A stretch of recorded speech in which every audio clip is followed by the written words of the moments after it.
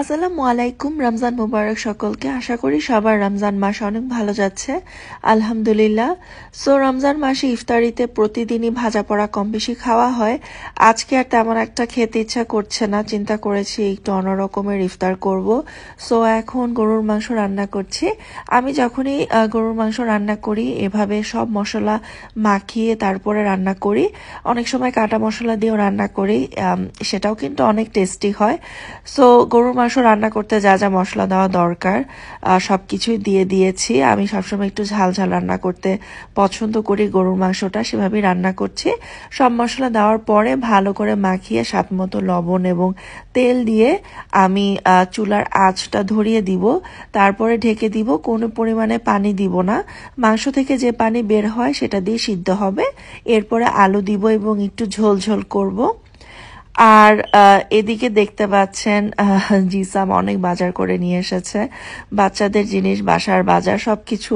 So বাসায় দেখা যায় কাজের শেষ থাকে না, আর জিসামকে একটা জিনিস আনতে বললে সে অনেক কিছু একসাথে নিয়ে আসে। আমি খালি বলেছিলাম সায়ানের জন্য দুধ নিয়ে আসতে এবং সিরিয়াল নিয়ে আসতে। সায়ান তেমন একটা সলিড খেতেই চায় না, একদমই খেতে চায় না। সো আমি ওর দুধের সাথে এই মাল্টিগ্রেইন সিরিয়ালটা মিশিয়ে দিই, এতে করে বাচ্চাদের পেটে অনেকক্ষণ থাকে। সো যাদের বাচ্চারা এরকম সলিড খেতে চায় না, আপনারা চাইলে এভাবে সিরিয়াল মিশিয়ে দিতে পারেন। আর এটা হচ্ছে জায়ানের জন্য চকলেট মিল্ক। সো অর্গানিক দুধ খেতে না চাইলে আপনারা এভাবে চকলেট মিল্কটা দিতে পারেন। এই যে সায়ানের অবস্থা, সারাদিন আমার পিছে পিছে পিছে পিছে থাকবে।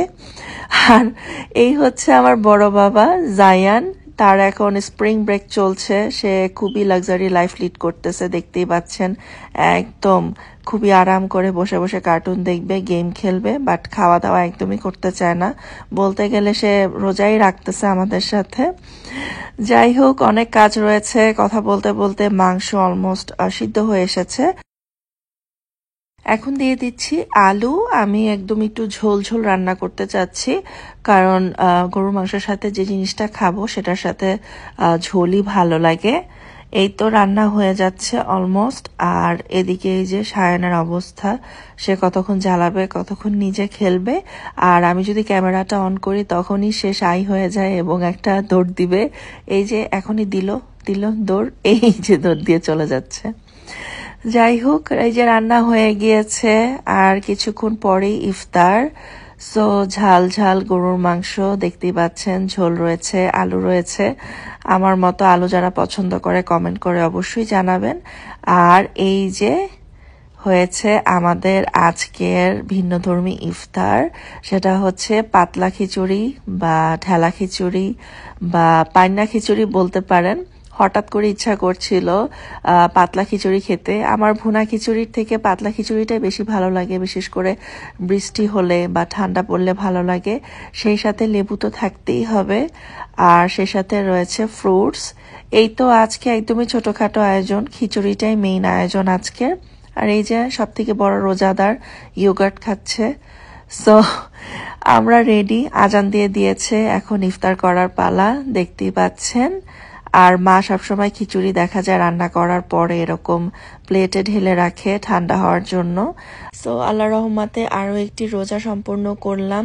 দেখতেই পাচ্ছেন আমি খিচুড়িতে বেশি করে লেবু দিয়ে নিচ্ছি। পাতলা খিচুড়ি বা ঢেলা খিচুড়িতে বেশি করে লেবু দিলে খুবই মজা লাগে, আমার তো খুবই পছন্দ।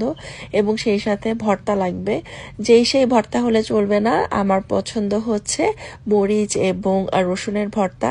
যখনই পাতলা খিচুড়ি করা হয় আমি সবসময় মরিচ এবং রসুনের ভর্তা করি, এটা দিয়ে কিন্তু খুবই খুবই ভালো লাগে।